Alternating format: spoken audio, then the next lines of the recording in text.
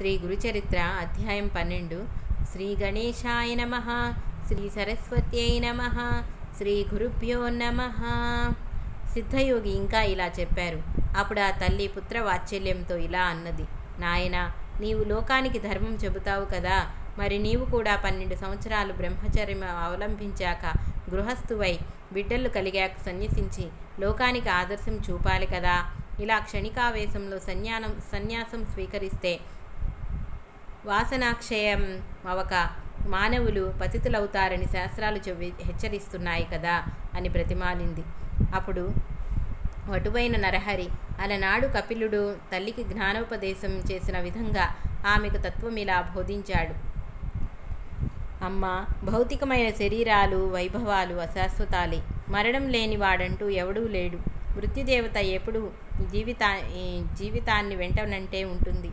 యువకులైనా వృద్ధులైనా ఈ శరీరం ఎప్పుడు రాలిపోతుందో తెలియదు.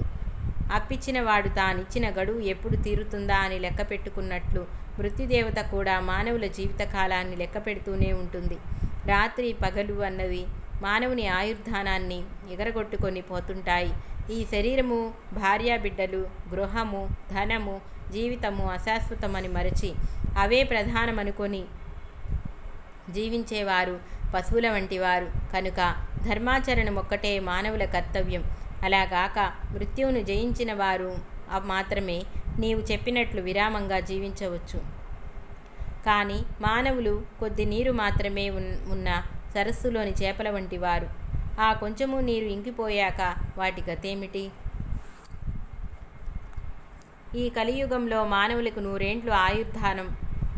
అందులో సగకాలం నిద్రలోనే బాల్యము, పరాధీనతల వలన కొంతకాలం గడిచిపోతుంది. ఇట్టి జీవితంలో ప్రాప్తించే సంపద క్షణకాలం ఉండి వాడిపోయేది. కాలచక్రం గర్భంలోని పిండములను, శిశువులను, బాలురను, యువకులను, విఘ్నులను, దేవతలను, సర్వజీవులను మృంగివేస్తుంది. దేని మీదైనా మమకారం పెట్టుకోవటం ఆత్మవంచనే. దుఃఖాన్ని కొని తెచ్చుకోవటమే అవుతుంది. బయట చర్మము, లోపలి మాంసము, ఎముకలు, రక్తము గల ఈ శరీరము నీటి బుడగ వంటిది. శరీరము జడము, అర్వసము, అశ్వరము. ఆత్మచిత్తం రూపము శాశ్వతము. దానికి సుఖదుఖాలు లేవు. ఉన్నాయనుకోవటం అజ్ఞానం మాత్రమే. సద్గురు కటాక్షం వలన మానవుడి మాయను దాటాలి. ఉత్తమమైన మానవ జన్మ ఎత్తి కూడా ఆత్మను శ్రేయస్సు చేకూర్చుకునేవాడే నిజమైన ఆత్మవంచకుడు. ఆత్మఘాతకుడు, బ్రహ్మఘాతకుడు కూడా. అమ్మా, ఈ మాట సామాన్యుల విషయంలోనే ఇంత వాస్తవమైతే కారణజన్ముడైన నాకేమీ కర్తవ్యం? నాకేది కర్తవ్యం? విషయ సుఖాలు వదలలేని వారికి నీవు చెప్పినట్లు గృహాశ్రమం తర్వాత సన్యసించటమే క్రమం తగియున్నది. నాకట్టి విషయ వాసనలే లేవు. కనుక ధీమంతుడనైన నాకు ఎట్టి విఘ్నాలు రాజాలవు. నేను బ్రహ్మచర్యాశ్రమం నుండే సన్యాసం తీసుకుంటాను. నన్ను ధ్యానిస్తుండు, సంసారాన్ని దాటగలవు అని యశోదకు బాలకృష్ణుడు చెప్పినట్లు తన దివ్య రూపాన్ని దర్శింపచేశాడు. ఆయన ప్రసాదించిన యోగ దృష్టితో ఆమె ఆ మూర్తిని కన్నులారా దర్శించి ఇలా అన్నది. స్వామి, నీవు పుట్టుక లేనివాడువు. బ్రహ్మాండాలన్నీ నీలోనే ఉన్నాయి. బ్రహ్మ కూడా నీ గుణగుణాలు కొంచెమైనా తెలియరానివి. మాయామోహితురాలైన నేను నీ మానవ స్త్రీని నాకెలా తెలుస్తాయి? ఈ జ్ఞానమైన నీవు అనుగ్రహించినదే. నీవు సత్సంకల్పుడవు. నీ సంకల్పానికి నేను అడ్డు చెప్పను. లోకహితం చేయటానికి అవతరించిన నిన్ను నా పుత్రుడు అని తలచి ఇంట కట్టి పెట్టుకోవటం తగదు. అయితే నీ యొక్క ఈ దివ్యమైన ఆకారం నా మనస్సులో స్థిరంగా నిలిచేటట్లు అనుగ్రహించు. నాకింకా పుత్రులు కలుగుతారన్నావు. మాకింకొక్క బిడ్డ పుట్టే వరకైనా నీవిక్కడే ఉండు. అప్పటి వరకు సన్యసించడానికి నేను అనుమతించను. నీవు నా మాట వినకుండా వెళ్ళిపోతే నేను మరణిస్తాను. నిన్ను విడిచి నేను బ్రతకలేను అని ప్రార్థించింది. అప్పుడు శ్రీహరి, అమ్మా, నీకొక సంవత్సరంలోగా కవల పిల్లలు పుడతారు. అంతవరకు ఉంటాను, కానీ ఆ తర్వాత నా సంకల్పానికి అడ్డు చెప్పకూడదు అని ఆమె వద్ద మాట తీసుకున్నాడు.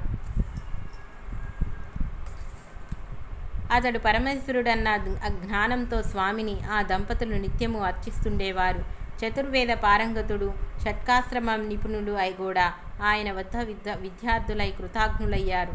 ఆయన ఎందరికో వేదాలు బోధించేవారు. పామరులకు ఆయన ధర్మ సూక్ష్మాలు చెప్పేవారు. ఇలా సంవత్సరం గడిచేసరికి అంబకు 2 మగబిడ్డలు పుట్టారు. వారికి 3 నెలలు రాగానే ఒకరోజు అంబ పిల్లల్ని ఆడిస్తుంటే నరహరి వచ్చి, అమ్మా, నేను చెప్పినట్లే వీరిద్దరు పుట్టారు. నీకింకా 2 కొడుకులు, 1 కూతురు కలుగుతారు. నీ కోరిక ఫలించింది. నా మాట నిలబెట్టుకున్నాను కనుక నీవిచ్చిన మాట ప్రకారం నన్ను అనుమతిస్తే నేను తీర్థయాత్రలకు బయలుదేరతాను. అయితే నీవు మాత్రం నన్ను సంతోషంగా సాగనంపాలి అన్నారు. అప్పుడు తల్లిదండ్రులు ఆయనకు నమస్కరించి, మేమింతవరకు మాయలో తగులుకొని నీవు మా బిడ్డడవేనన్న భ్రాంతిలో ఎప్పుడైనా నిష్ఠూరాలాడి ఉంటే మమ్మల్ని క్షమించు. నీవే మా కులదైవమని ఎప్పుడూ తెలుసుకున్నాము. నీవు మా వంశాన్ని ఉద్ధరించడానికి ఇక్కడ జన్మించావు. నీవు మా రక్తమాంసాలు పంచుకొనటం ద్వారా మా దేహాలు కూడా పవిత్రమైనాయి. ఇక ముందు మా గతేమిటి అన్నారు. మీ దర్శనం మాకింకెప్పటికీ లేకుంటే మేమెలా జీవించగలము అన్నారు. అప్పుడు నరహరి, మీరెల్లప్పుడూ నన్ను ధ్యానించండి, మీకిక జన్మ ఉండదు. అమ్మా, నీకు నన్ను చూడాలని ఉంటే నన్ను స్మరిస్తే తక్షణమే నీకు నా దర్శనమవుతుంది. 30 సంవత్సరాల తర్వాత నేను మళ్ళీ మీ వద్దకు వస్తాను అని చెప్పారు. అలా తల్లిదండ్రుల అనుమతి తీసుకొని ఆయన తలపై స్థిరస్థాలను, కౌపీనము, కాషాయాంబరము, చేత దండము ధరించి చిరునవ్వులొలికిస్తూ మహా సంతోషముగా బయలుదేరాడు.